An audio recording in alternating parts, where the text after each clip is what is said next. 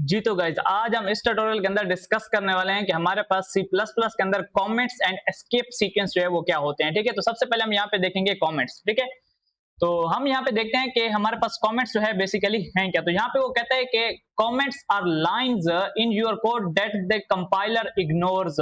यहाँ पे वो कहते हैं कि कमेंट्स आपके प्रोग्राम में वो लाइंस होती हैं जिनको कंपाइलर इग्नोर करता है। मतलब कि कंपाइलर कहता है कि इसके साथ उसका कोई काम नहीं है। मतलब कि वो जो लाइंस होती हैं या वो जो चीज आपने लिखी होती है अपने प्रोग्राम के अंदर, कंपाइलर कहता है कि ये जो है वो एग्जीक्यूट नहीं हो सकते। ठीक है, अब यहाँ पे वो मजीद क्या कहते हैं, वो कहते हैं कि they are used to explain code for yourself and other developers. मतलब कि ये जो आप लाइंस लिखते हैं एज अ कमेंट अपने प्रोग्राम के अंदर, ये आप अपने कोड को खुद को समझाने के लिए या किसी दूसरे डेवलपर को समझाने के लिए लिखते हैं। मतलब आपने कोई कोड लिखा है जो कि बहुत बड़ा है, ठीक है, और फिर ऐसा है ना कि जब बड़ा कोड होता है जब आप खुद उसे लिखते हैं एंड देन आप जब उसको किसी और डेवलपर को देंगे तो उसको भी तो पता चलना चाहिए कि आपने यहाँ पे कौन सा काम किया है, यहाँ पे कौन सा काम किया, तो वो आप उसको बताते हैं यूजिंग कमेंट्स के यहाँ पे मैंने ये काम किया है, यहाँ पे मैंने ये काम किया। आपके कोड के अंदर ही आप कुछ ना कुछ लिख देते हैं। ठीक है, तो वो उसको समझाने के लिए होता है। और यहाँ पे कमेंट्स हमारे पास दो टाइप्स के होते हैं। नंबर 1 होता है हमारे पास single line comments and number 2 हमारे पास कौन सा है, मल्टी लाइन कमेंट्स। तो इसको लिखने का तरीका बहुत ज्यादा सिंपल है।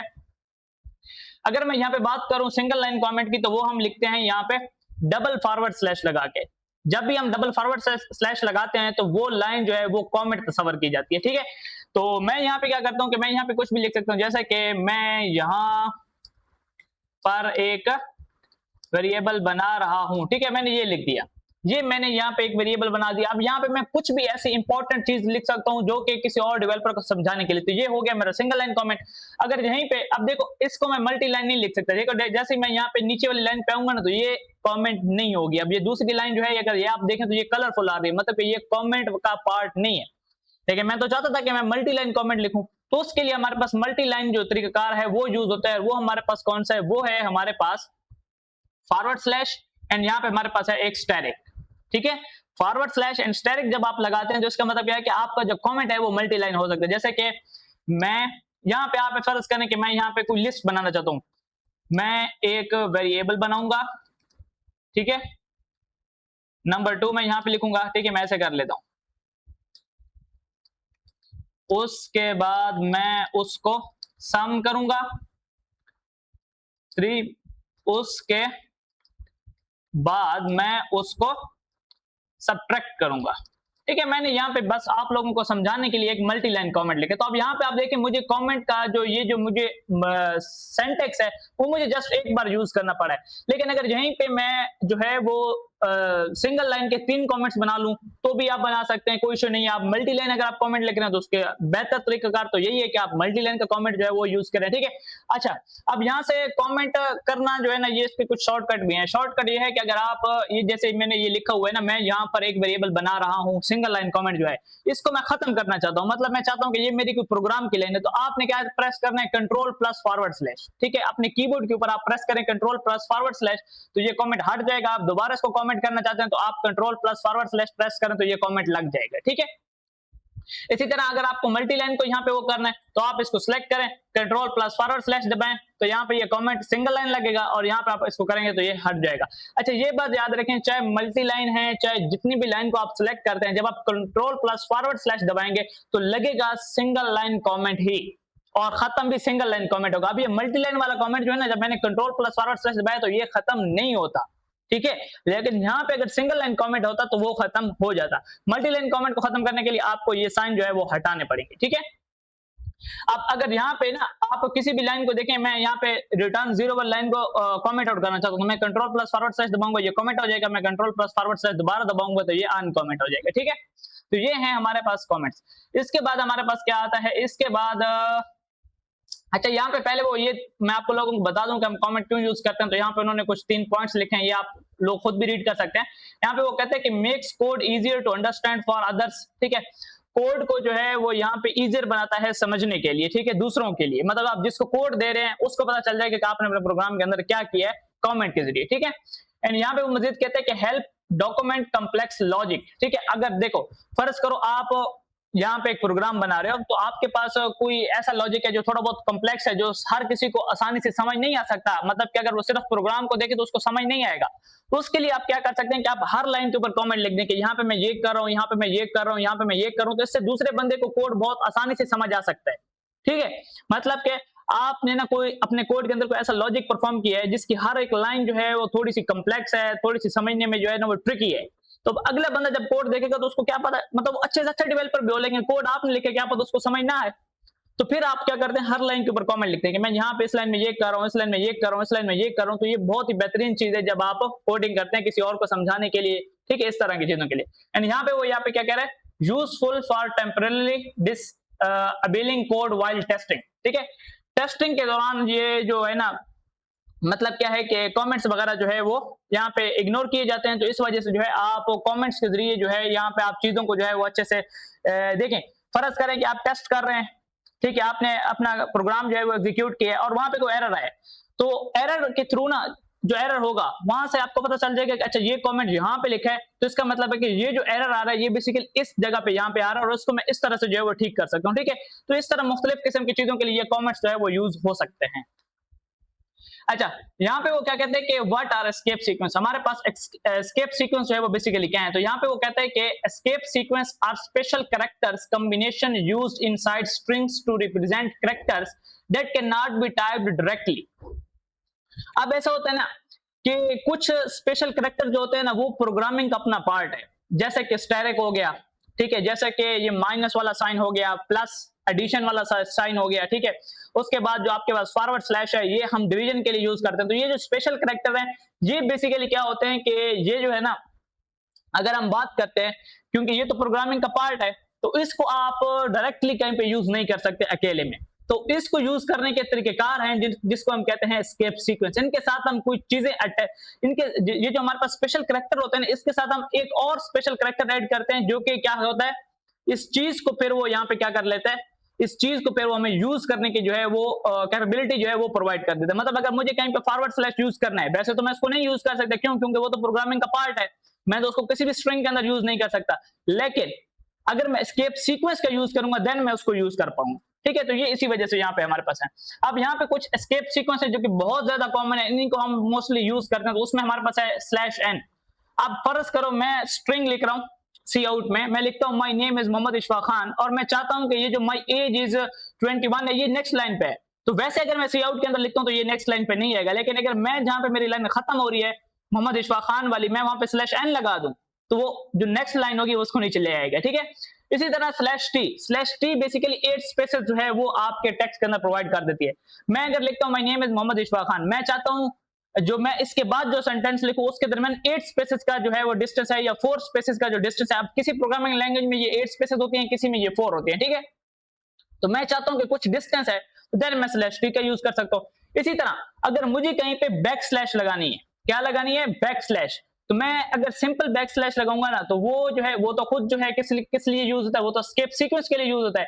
तो अगर मुझे कहीं पे बैक स्लैश लगानी है तो मुझे 2 बैक स्लैश लगाएंगे और वो एक काउंट होगी, क्यों, क्योंकि एक बैक स्लैश अगर मैं लगाता हूं ना तो वो तो एस्केप सीक्वेंस का स्पेशल कैरेक्टर है तो वो यूज नहीं होगा, लेकिन अगर वहीं पे मैं उसके साथ दूसरी लगा लूंगा तो इसका मतलब ये होगा कि यहाँ पे बैक स्लैश को as a back slash use करना है, ठीक है। इसी तरह हमारे पास डबल कोट्स है, अगर मैं एक डबल कोट जैसे कि मैं स्ट्रिंग लिख रहा हूं, ठीक है, अब मैं जो स्ट्रिंग लिख रहा हूं वो डबल कोट्स के अंदर लिख रहा हूं और उसी स्ट्रिंग के अंदर मैंने किसी टेक्स्ट को कोड करना है डबल कोट के अंदर, तो फिर मुझे स्लैश डबल कोट लगा के कोड करना पड़ेगा। ये सारी मैं आपको जो है वो चीजें यहाँ पे करके दिखाता हूं, ठीक है।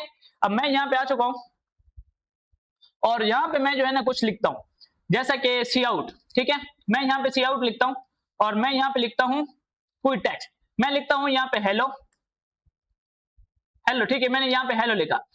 अब मैं यहाँ पे वर्ल्ड लिखता हूं, हेलो वर्ल्ड। अब मैं यहाँ पे चाहता हूं ये हूं,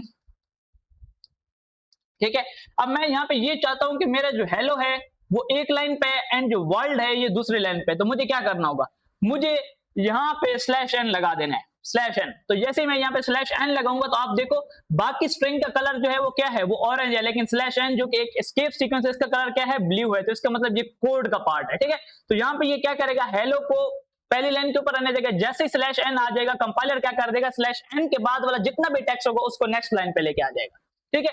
जब मैं इसको रन करता हूँ ना यहाँ पे, तो आप देखना कि बेसिकली किस तरह जो है वो यहाँ पे हमारे पास काम करता है। सही है, मैं पुराने टर्मिनल जो है वो यहाँ पे डिलीट कर देता हूँ।